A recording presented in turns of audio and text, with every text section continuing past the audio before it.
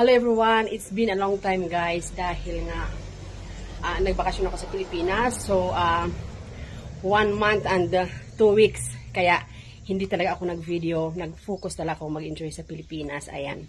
So for today's video, i-share ko sa inyo ang tanong ng ating isang kababayan.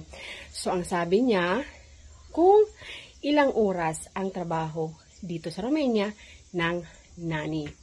So, shout out sis. Thank you sa pagtatanong. Ayan. So, alam nyo guys, dito sa Romania, pag intern kayo, that means pag nakatira kayo sa inyong amo, so ibig sabihin, kayo ay on call.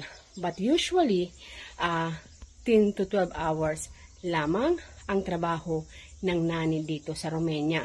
So, kailangan, during the interview, sasabihin nyo na yan sa amo para alam nila. Dahil kung hindi, of course, intern kayo, nakatira sa inyong mga amo. So, that means in 24 hours ay on call kayo. So, ready. Flexible ang time, what I'm trying to say. So, kailangan, during the interview, wag ninyong kalilimutan, itatanong kung ilang oras ang trabaho. Kasi, para yan ang panghawakan mo, para at the beginning of the day, alam mo na kung ilang oras. Kasi may iba, syempre hindi sumusunod, di ba?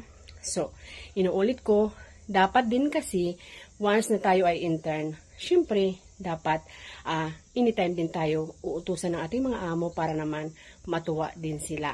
Kasi tayo ay babawi na lang after ng ating first contract. So, sana makatulong sis.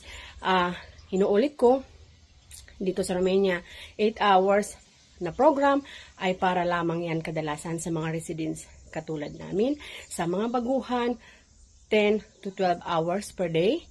Kailangan sabihin nyo yan during the interview pag tinawagan kayo dyan sa Pilipinas, or kailangan din isip nyo rin sa inyong mga isip na pwede rin kayo maging flexible, pwede rin kayo maging on-call anytime na kailangan kayo ng inyong mga amo, lalo na at kayo ay nakatira sa bahay nila. Ingat!